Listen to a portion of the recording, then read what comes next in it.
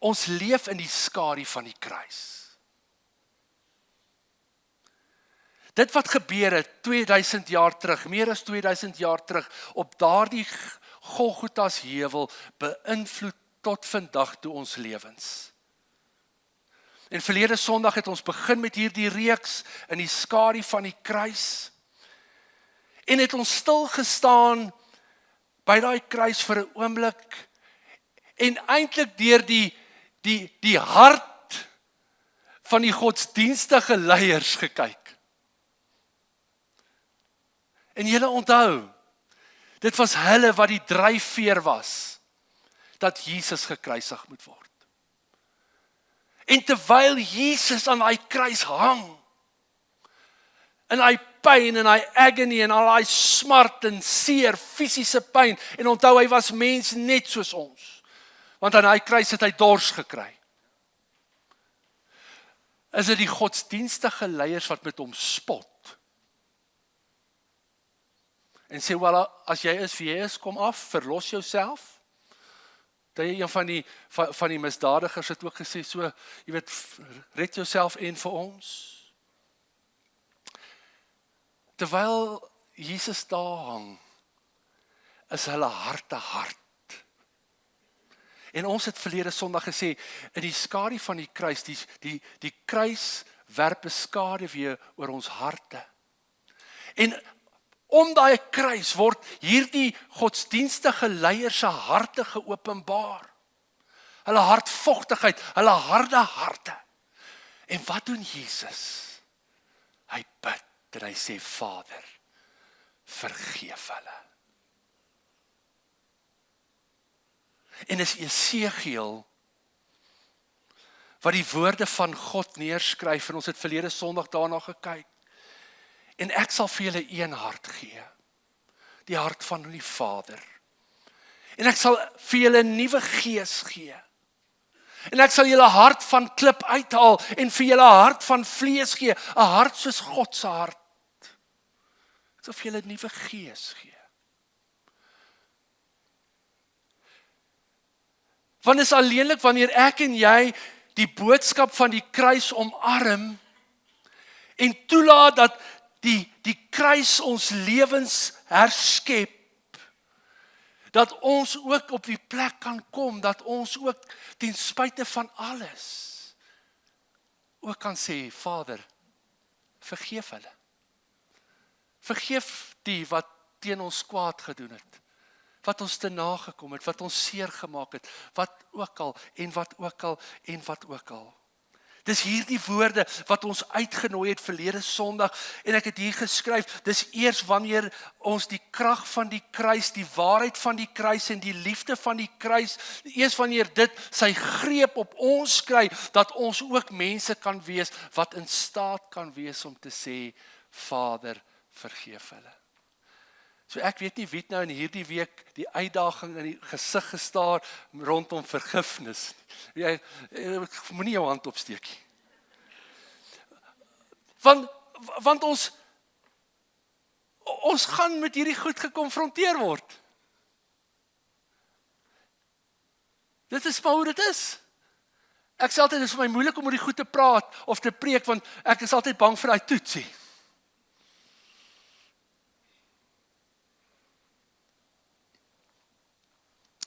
Dis wanneer ons harte met die hart van die gekruisigde Jesus connect. Onthou julle nog die waf, daai konneksie? Ons gaan weer terugkom daarna toe in hierdie jaar. Dis ons uitnodiging. Dat ons harte van woede en haat, ons harte van vergelding kan verander word na 'n harte van vergifnis, 'n hart soos Jesus. En dis Esegiel wat ons uitnooi. Here, 'n hart soos u hart. 'n Gees soos u gees. En ons het dit vanmôre gesing. Ek gee oor aan u, o Heilige Gees.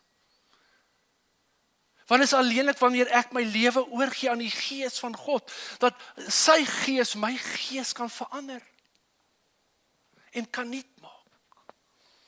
So vanmôre wil ons aangaan en ons gaan nog vir 2 weke hierna praat oor die skadu van die kruis. Want dis die groot uitnodiging, ons leef daarin.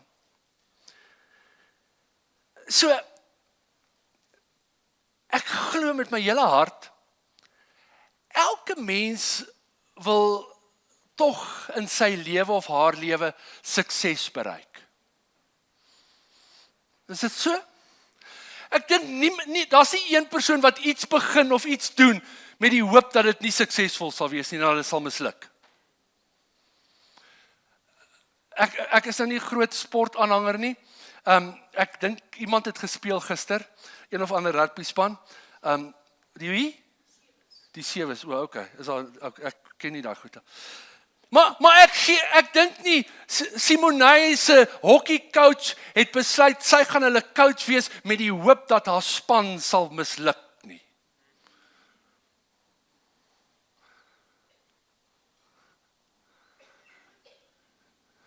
Natuurlik nie. Ek dink nie iemand gaan universiteit toe met die hoop om te druip en uit te val nie, en op te skop nie. Ek dink nie daar's enige dokter wat in 'n operasieteater instap en sê ek hoop hierdie operasie misluk nie. Wel in elk geval die pasiënt hoop nie dat dit sê. Ek dink nie daar's 'n mechanic wat in 'n kar werk en hoop dat hierdie kar nooit weer start nie. Ek dink nie iemand begin 'n besigheid met die hoop dat daai besigheid bankrot sal speel nie. Wanneer ons iets doen of iets begin, dan doen ons dit met die hoop en die droom dat dit suksesvol sal wees. Ek dink nie iemand raak betrokke in 'n verhouding of tree in 'n huwelik in met die hoop dat daai huwelik sal verbrokkel en tot nie toe sal gaan nie. Dis mos absurd om dit te dink. Wanneer ons iets doen en iets begin, dan bid ons en ons vertrou en ons hoop en ons glo. En ek glo dis 'n God gegewe iets wat God in ons geskaap het om suksesvol te wees. Want as ek dink aan die Genesis verhaal en ons lees oor die skepping, dan sien ons elke dag as God iets geskep het, staan hy terug aan die einde van die dag en hy sê, dis goed. Ek is tevrede. Dit wat ek gedroom het, dit wat ek gevisualiseer het gebeur. Dit is suksesvol. En ek glo God het dit in elkeen van ons ook gesit. Baie keer as ek mense so langs die pad sien, dan dink ek wonder wat het in hulle lewens skeef geloop. Niemand staan een oggend op en sê, ek gaan nou hier op die hoek van 'n straat staan nie. Something went wrong. Ek onthou nie, dit was aan my oor vertel, dat my pa oom gehad het wat 'n prokureur was en eendag het hy net opgestaan en besluit, ek is nou moeg en hy het 'n boemelaar geword. But something had to go wrong.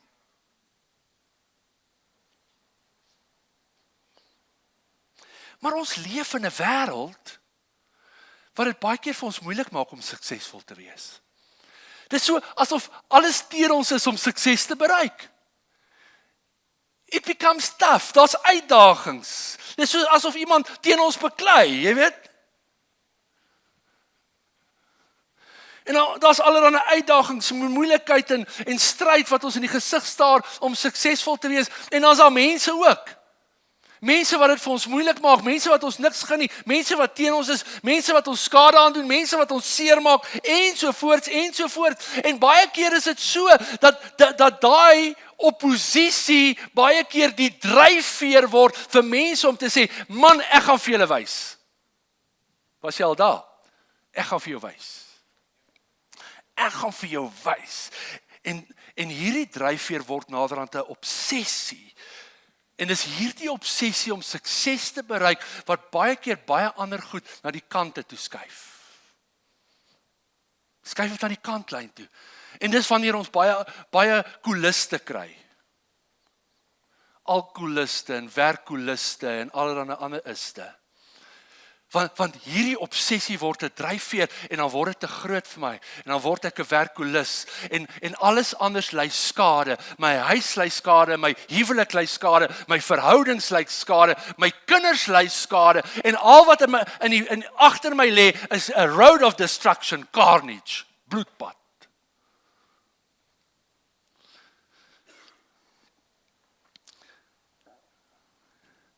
in ons soeke, of in ons begeerte, of in ons gestoei om suksesvol te wees, word ons gekonfronteer met besluite, keuses. Kom ons noem dit 'n kruispad, of 'n vurk in die pad. Skep ons daai uitdrukking. Ek het by hierdie aansluiting gekom, it's like a fork in the road. En ek moet besluit en ek moet kies. En dit bring ons vandag by ons tweede deel in hierdie reeks, in die skadu van die kruis. En ons sê, die kruis werp 'n skade weer op ons besluite.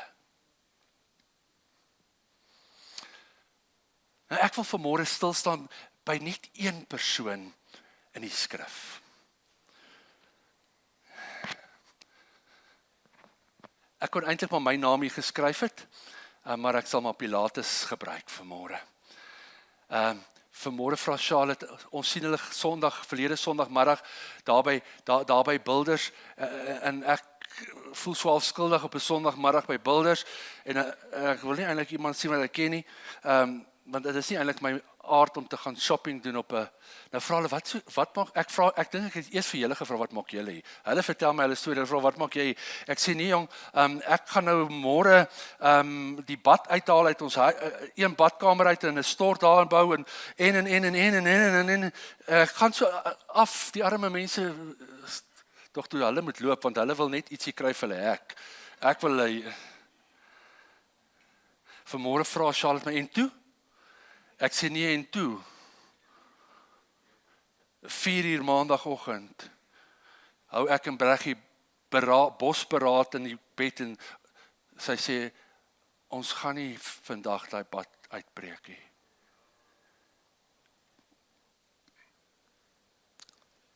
Okay, kom ons gaan na Pontius Pilatus toe. Los vir Letch. Pontius Pilatus het nooit fisies by die kruis gestaan nie. Maar in die gees was hy daar.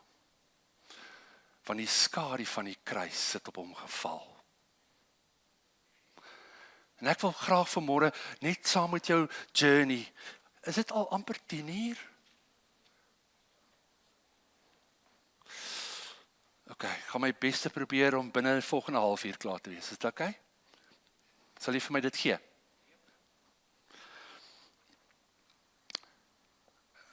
Ek gaan ek gaan net by alles bly wat ek wil sê.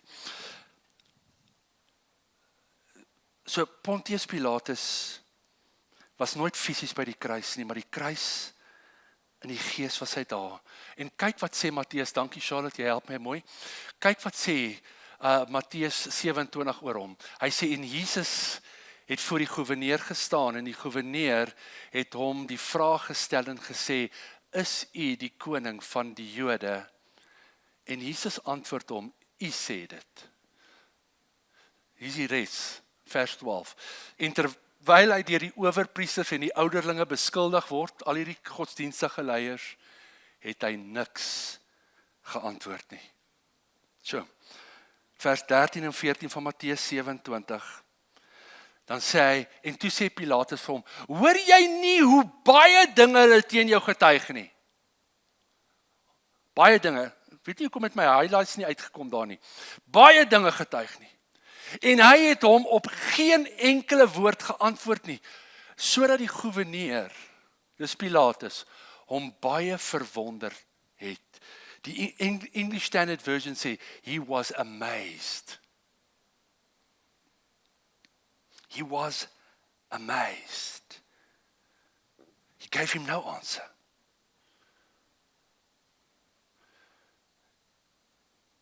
En dis dan waar ons besef dat Pilatus by hierdie kruispad gekom het, hierdie vurk in die pad, hierdie groot besluit, as hy vir die skare vra, in Matteus 27 vers 22, wat moet ek dan doen met Jesus?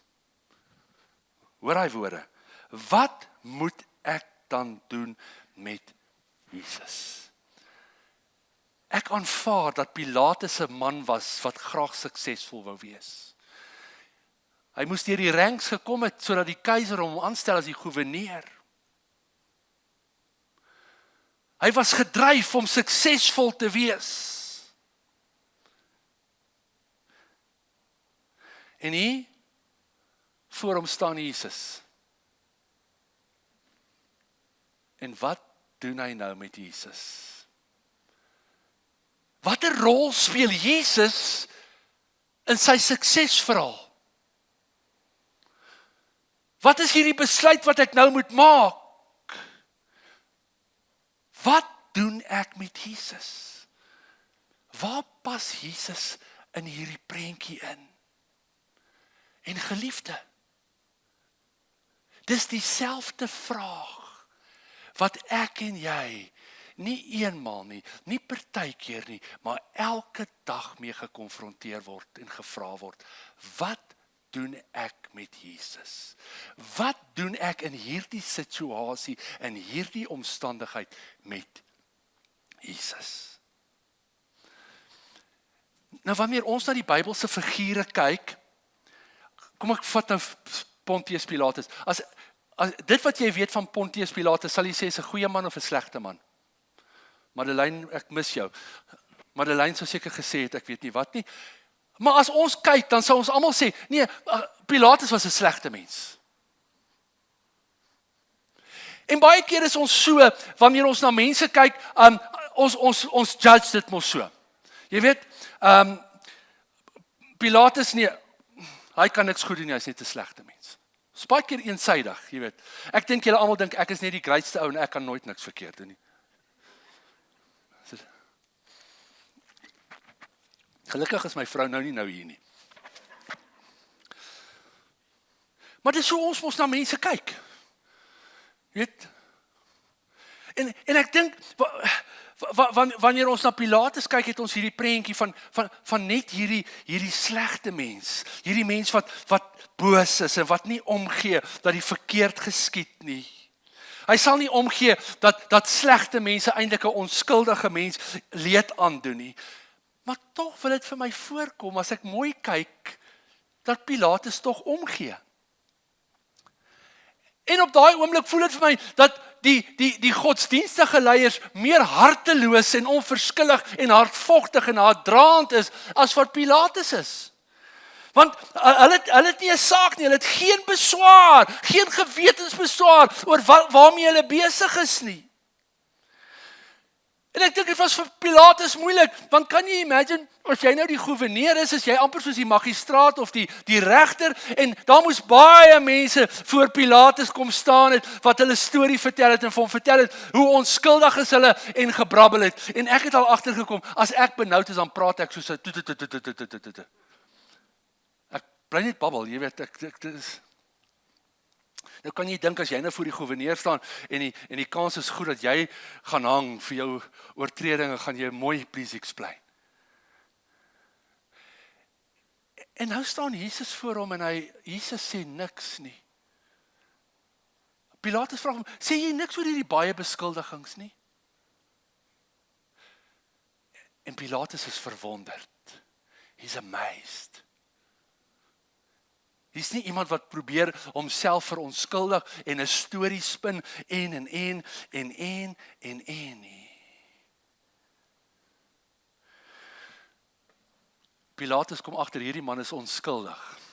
Matteus 27 vers 18 sê, Pilatus kyk deur hierdie godsdienstige leiers en hy sien dat dit absoluut nydigheid is waarvoor hulle hom oorgelewer het. They had envy.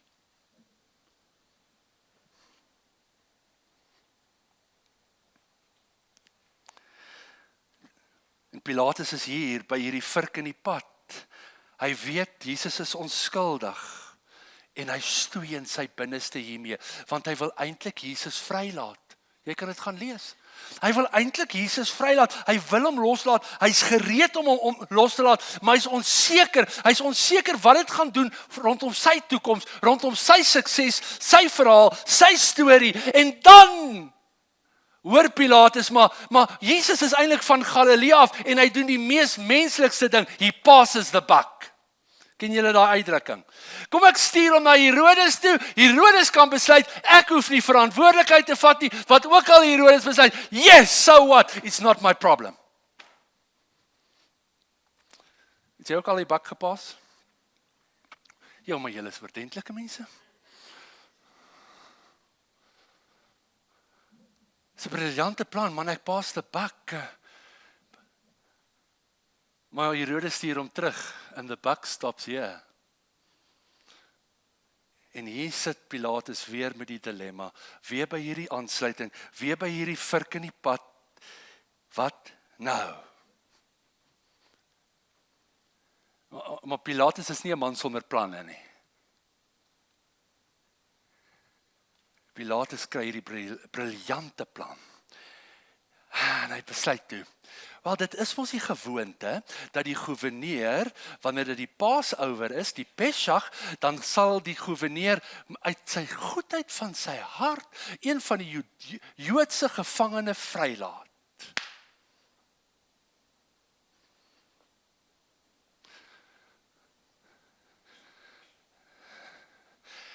Maar ek dink in die verlede was ouens vrygelaat wat petty crime gedoen het, jy weet. Ek dink nie dit was erge misdadigers nie. Jy weet, was dan net hierdie ou wat dalk miskien 'n bietjie gespoeg het in die straat en toe gevang is en what have you it of something like that. Pilatus het hierdie wonderlike, briljante plan. En ek dink hy het seker dalk gevra, miskien vir oom Pieter daar, Groenewald, oom Pieter, so wie is nou die ergste gevangene wat ons het? En oom Pieter sê, Barabbas. Want dis nie oom Pieter nie hoor, ek weet nou nie. Julle kyk my so strak en ek probeer 'n grappie maak, maar julle kyk my net so. As julle nou bekommerd oor 'n halfuur, ek is nog 20 minute. Hy sê, luister wat sê Matteus, daar was 'n berugte gevangene. Berig. Wat is, as iemand berig is, everybody knows. Everybody knows your name. Jy ontmoet nie hierdie ou in 'n gangetjie nie, of wanneer dit donker is nie. Hy's 'n moordenaar, hy's 'n opsweeper, hy's trouble. En Pilatus dink, I'm not going to choose, they will choose. Daar's mos nou nie 'n manier, dat hierdie skare, vir Barabbas, gaan terugvat nie. Hy's berig, hy's trouble, hy's moeilikheid. Hulle wil hom weg hê. En nou kom Pilatus en hy herinner die skare, ouens, julle weet mos, een keer 'n jaar is die gouverneur so nice guy, en dan gee hy een van julle mense vir julle terug. This time, they have a choice, but they don't really have a choice. Luister, hier's 2 Jesusse. Ons ou Afrikaanse Bybel sê dit nie, die Afrikaanse nuwe vertaling sê, daar's 2 Jesusse. Jesus Barabbas en Jesus die Christus. Barabbas is die seun van die Vader. Bar is die seun, Abba, Vader. Jesus Barabbas of Jesus die Christus. What a brilliant plan. Dis sy troefkaart. Natuurlik gaan hulle nie vir Barabbas spaar nie. En dan sê hy, hier's it, you make the choice. Ek gaan my handjies in onskuld was. Julle gaan kies. Dis nie my probleem nie. Tot sy skok roep hierdie skare uit. Ons soek Barabbas.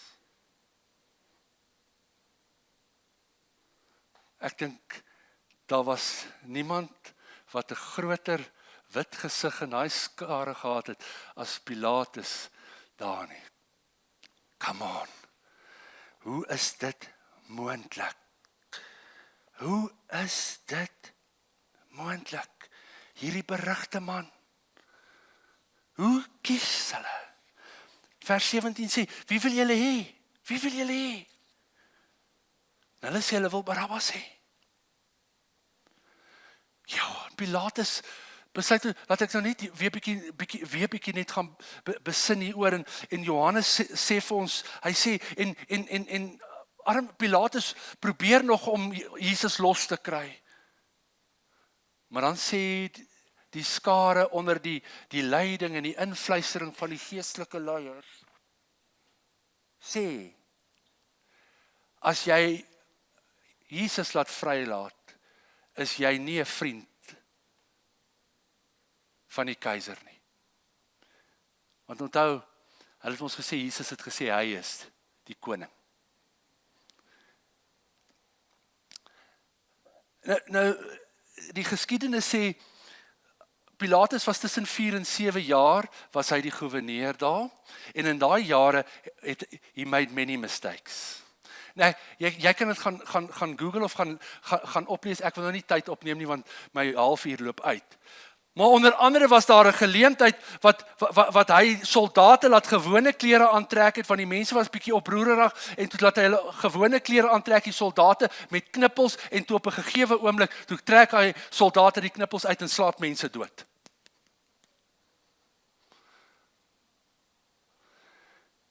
En die keiser het vir hom gesê, luister Paddy, of jy kom reg of jy's weg.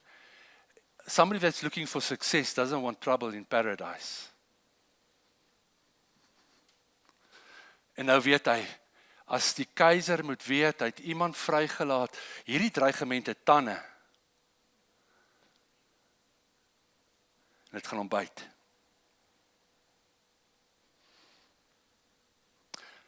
Hierdie dreigement. As ek hierdie man laat gaan ek alles verloor. Alles waarvoor ek so hard gewerk het. My posisie, my mag, my status. Hoor jy iets van Pilatus se worsteling? Want geliefdes, dis die goed waarmee ek en jy ook stoei. Ons stoei baie keer met dieselfde besluite.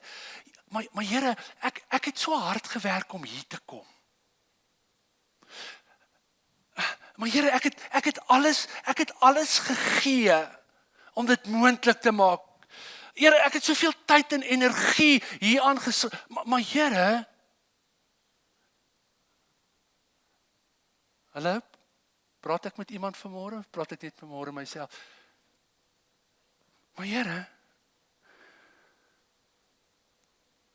maar dis dan wanneer daai klein stil stemmetjie kom en sê, maar jy weet wat is reg.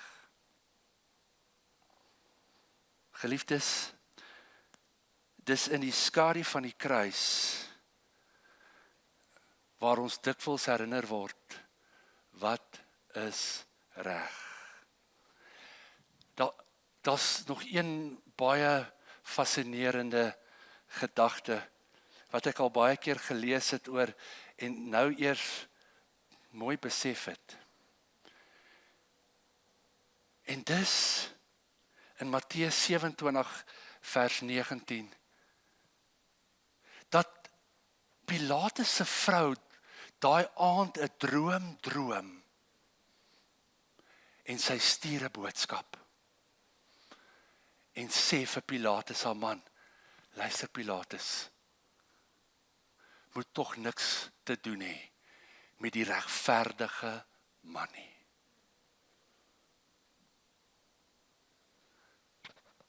Jy het dit al gelees, nie? OK, so hier sit. Nou moet jy mooi konsentreer. So, dit trek toe my aandag en ek onthou toe, ek het een keer lank gelede iets gelees, maar ek kon dit nie lekker onthou nie, maar dit was ek dink hy's in 2017 oorlede, Dennis Kinlaw. En dis nie op jou blaadjie nie, met dit neerskryf as jy wil. Dennis Kinlaw het onder andere gepraat oor God's love notes. Maar hy gebruik toe die verhaal van Caiaphas en Malchus. Kan julle onthou, Malchus is Caiaphas se hofdienaar en Malchus gaan uit saam met die soldate om Jesus gevange te neem en wat gebeur? Petrus kap Malchus se oor af. En dan tel Jesus die oor op, vermaan vir Petrus, sit die oor terug. Jesus word gevange geneem, weggevat, nou daag Malchus daar by Caiaphas, en onthou Caiaphas is die hoëpriester, nou daag hy terug op by Caiaphas, en Caiaphas wil weet, so was die missie suksesvol. En al wat Caiaphas doen is, Malchus doen, hy bly net so aan sy oor vat.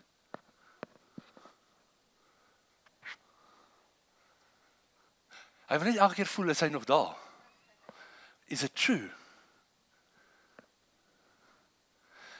En ek dink naderhand, okay, dis my interpretasie, dit staan glad in die skrif nie, dis my backstory. Julle ken my verbeelding.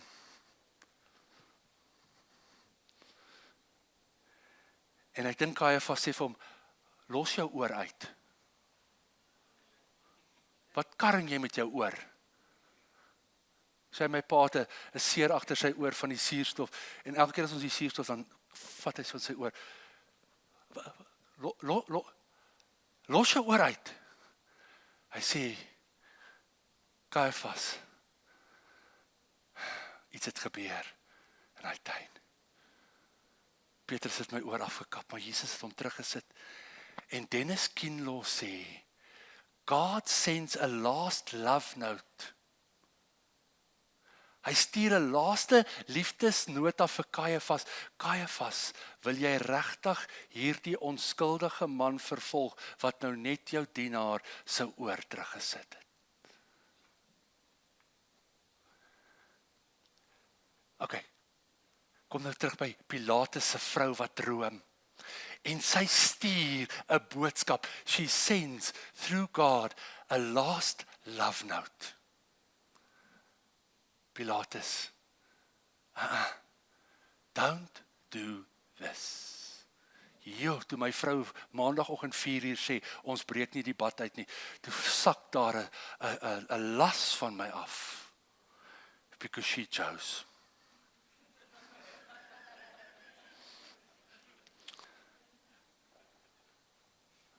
But it was a love note from God. Nie net vir my nie, vir 'n paar ander situasies ook. En nou kan ons dink, Pilatus het geen keuse gehad nie. Hy het nie 'n keuse gehad nie. Geliefdes, Pilatus was nie 'n pion in die hand van God nie. Pilatus was eintlik die pion wat 'n keuse moes maak, want daar was 'n ander vyand. Jesus het gekom om die wêreld te red en te kom as ons saligmaker. Maar Pilatus, dit was nie dat hy geen keuse gehad het om te sê, I'm not going to be part of this. But that would come at a price. En baie keer dan sê ons vir onsself, ons probeer onsself gerusstel. Ja, maar ek het nie eintlik 'n keuse nie. Ek is nou in hierdie ding en ek moet dit nou laat werk. Nou praat ek sommer so uit die huis uit. Ek is nou in hierdie ding, ek moet dit nou laat werk en dis hoe ek dit gaan laat werk.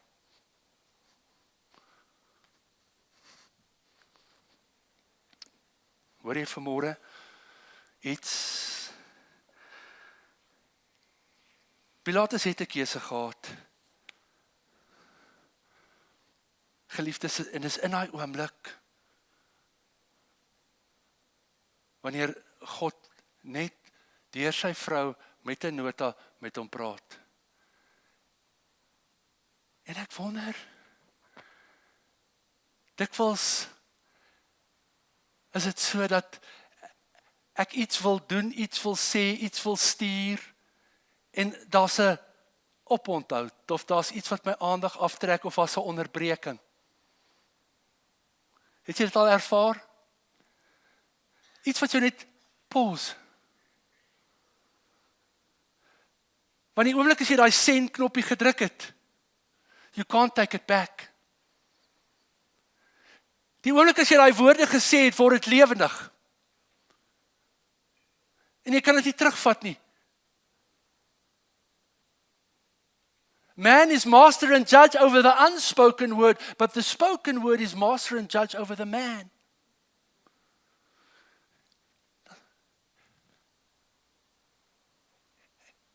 En baie keer raak ek en jy bewus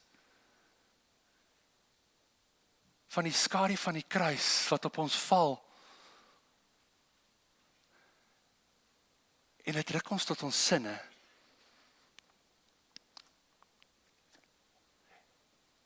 En ek het daaronder op jou blaadjie gevra, en ek wil jy moet in hierdie week daaroor gaan dink, if you want to. Het God al vir jou 'n love note gestuur? By 'n geleentheid. Wanneer jy iets fout doen, of iets fout optree, of, en daar was net hierdie oomblik. Was net hierdie oomblik. Ag, geliefdes.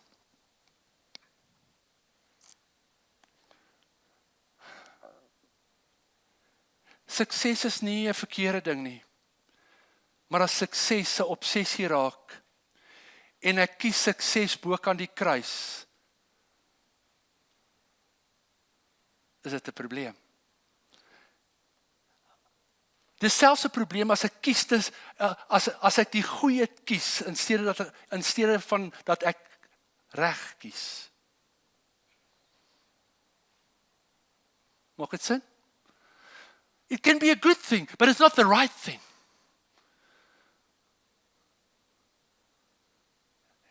Dit is baie keer 'n fyn lyn. En dis dan wanneer ek en jy die gees van God nodig het, soos Jesegiel sê, gee vir ons 'n nuwe gees. U gees. U hart. Geef ons u gees sodat dat ons kan bewus wees van daai love note. Al is dit net die telefoon wat lui voordat ek daai send knoppie druk. Of iets wat gebeur voordat ek daai woord sê of daai daad doen.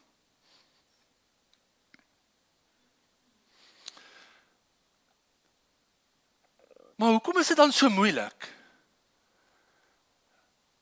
Want die groot keuse is tussen die nou, die tydelike en die ewige.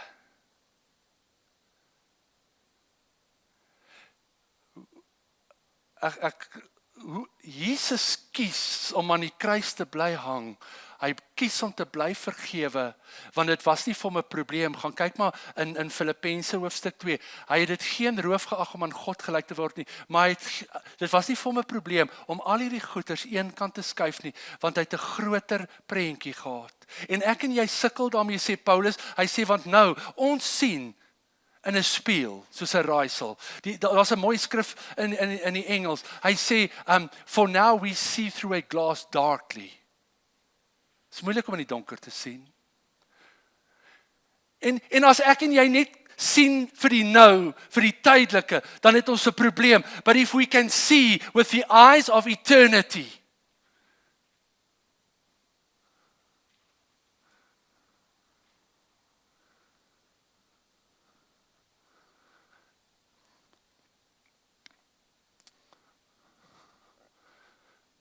as ons kan sien met die oë van 'n ewigheidsbewuswording kry, dat, hey, this is not the end, this is the beginning. Dan help dit my om te besluit. Dit help my om te kies. Maar, it comes at a price. En daarom sê Paulus in Filippense 2 vers 5, gaan nou klaar maak, ek beloof. Hy sê, let this mind be in you that was also in Christ. Die Afrikaans sê gesindheid, maar dit is nie, laat hier jou denke moet wees, soos Christus in.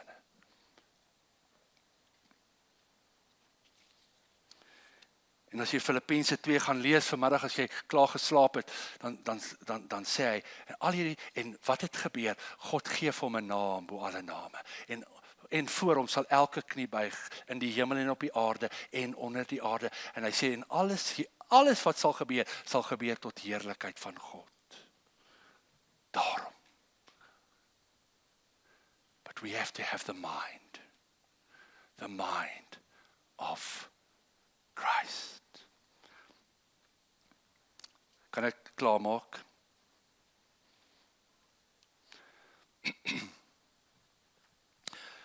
Wat is hierdie gesindheid, this mind of Christ? Dis die groter ewigheidsperspektief. Dis wanneer ons die kruis kies, dat dit ons na die lewe toe lei. Want dit trek ons nader aan God, nader aan die bron van die lewe, en ons begin om die groter dinge van God se koninkryk raak te sien. So die ware keuse in elke besluit is, gaan ek vanuit hierdie beperkte tydelikheid kies, of gaan ek kies met 'n ewigheidskoninkryksperspektief soos Jesus? So, by elke keuse, elke besluit, elke kruising, elke vrik in die pad, word ons eintlik gevra, soos Pilatus, wat gaan ons met Jesus doen?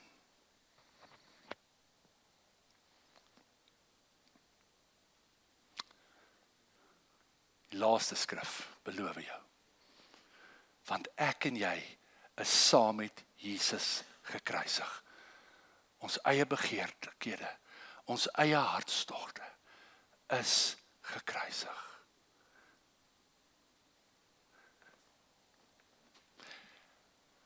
Ons het 'n ander lied voorberei, maar ek wil hê ons moet daai ding sing. Today I choose. Geliefdes, die skrif sê vandag is die welaangename dag. Vandag is die dag wat ons moet kies. Toe sê yes. Ja vir God. En nie vir my obsessie. Ja vir die wil van God. Ja vir Jesus. Pilatus is nie lank daarna weg.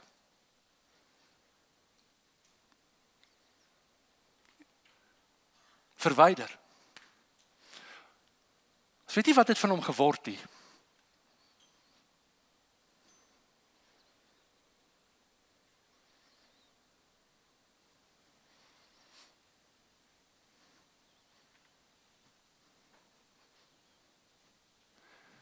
Geliefdes, Jesus het vir die skare en vir sy disippels gesê, as jy agter my wil aankom, moet jy jouself verloon, jou kruis opneem en my volg.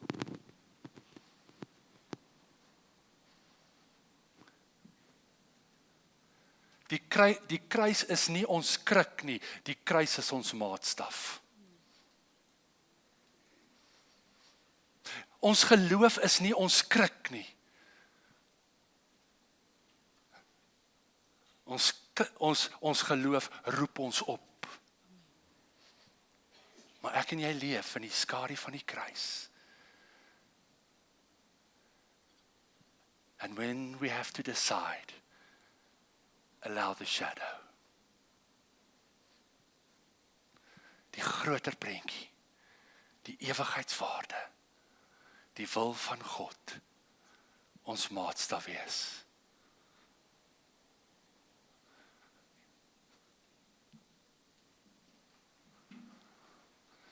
It's tough. It's tough. Want jy moet dalk nee sê vir 'n promosie, of vir 'n kontrak, of vir 'n die. of vir 'n daai. But today, I choose. Wil jy saam met my kies vandag? To give my yes to you. To live in the shadow of the cross. Want die kruis werp 'n skadu oor ons besluite.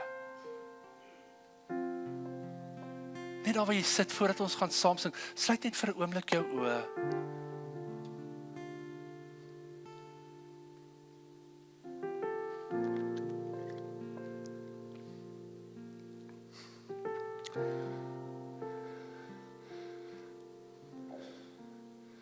Sê Here, help my. Ek wil vandag kies. Ek wil reg kies. En ek weet dit gaan dalk nie maklik wees nie. Maar U is met my. U Gees is in my.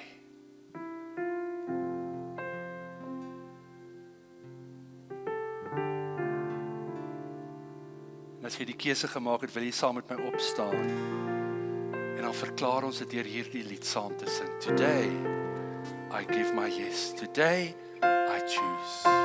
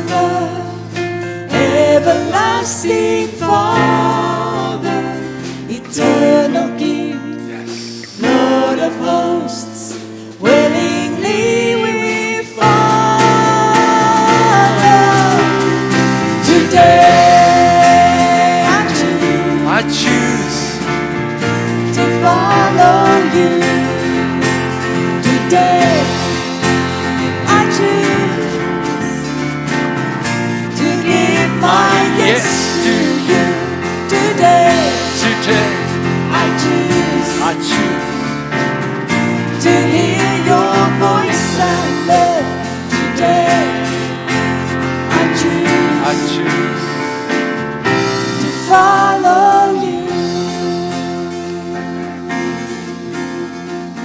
Today we choose to give our yes to you. We choose to give our yes to you.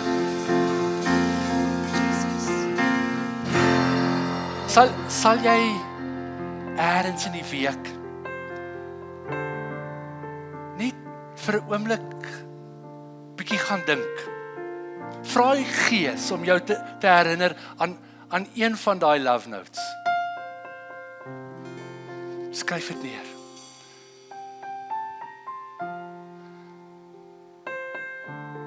Vra die Gees,